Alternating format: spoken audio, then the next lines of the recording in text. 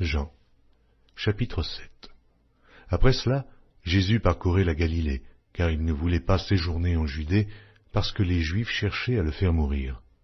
Or, la fête des Juifs, la fête des tabernacles, était proche. Et ses frères lui dirent, « Pars d'ici, et va en Judée afin que tes disciples voient aussi les œuvres que tu fais. Personne n'agit en secret lorsqu'il désire paraître.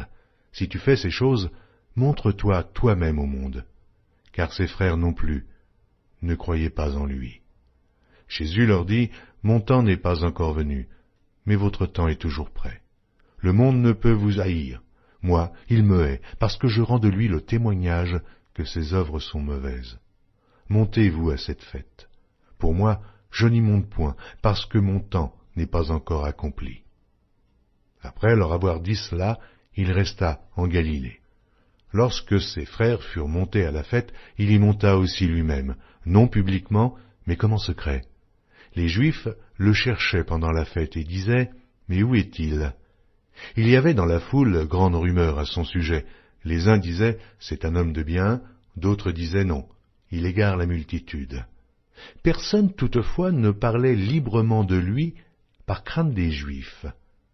Vers le milieu de la fête, Jésus monta au temple et il enseignait.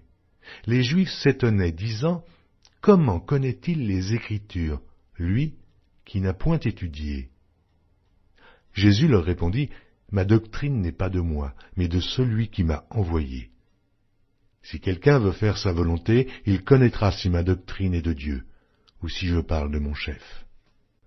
Celui qui parle de son chef cherche sa propre gloire, mais celui qui cherche la gloire de celui qui l'a envoyé, celui-là est vrai, et il n'y a point d'injustice en lui.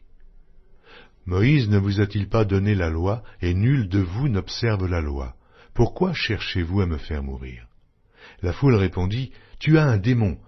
Qu'est-ce qui cherche à te faire mourir ?»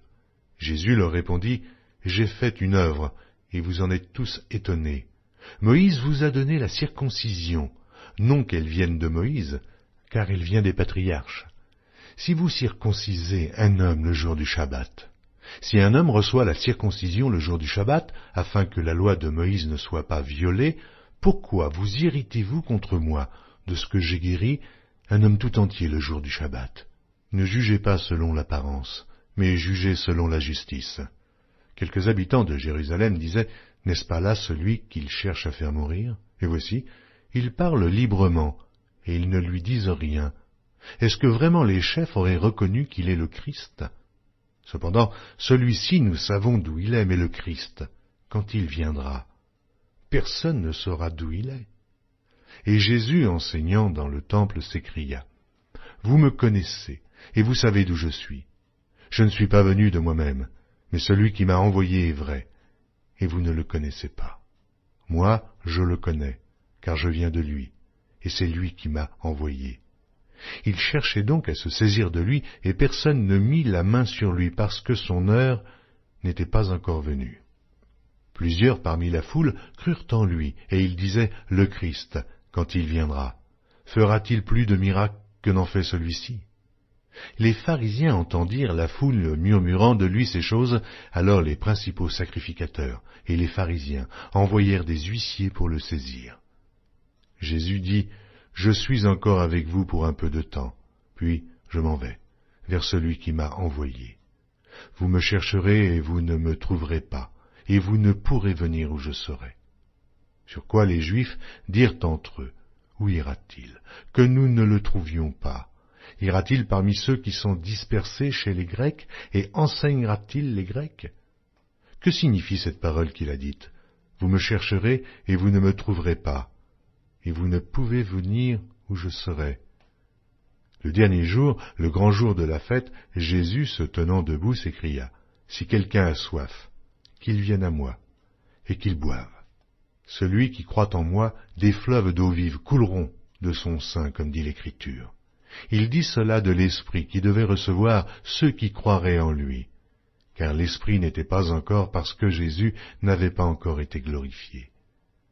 Des gens de la foule, ayant entendu ces paroles, disaient, « Celui-ci est vraiment le prophète. » D'autres disaient, « C'est le Christ. » Et d'autres disaient, « Est-ce bien de la Galilée que doit venir le Christ?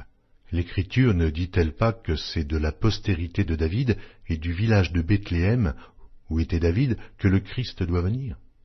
Il y eut donc à cause de lui division parmi la foule. Quelques-uns d'entre eux voulaient le saisir, mais personne ne mit la main sur lui. Aussi, les huissiers retournèrent vers les principaux sacrificateurs et les pharisiens, et ceux-ci leur dirent: « Pourquoi ne l'avez-vous pas amené ?» Les huissiers répondirent: « Jamais homme n'a parlé comme cet homme. » Les pharisiens leur répliquèrent: « Est-ce que vous aussi, vous avez été séduits? Y a-t-il quelqu'un des chefs ou des pharisiens qui ait cru en lui? » Mais cette foule, qui ne connaît pas la loi, ce sont des maudits. Nicodème, qui était venu de nuit vers Jésus, et qui était l'un d'entre eux, leur dit: « Notre loi condamne-t-elle un homme avant qu'on l'entende et qu'on sache ce qu'il a fait ?»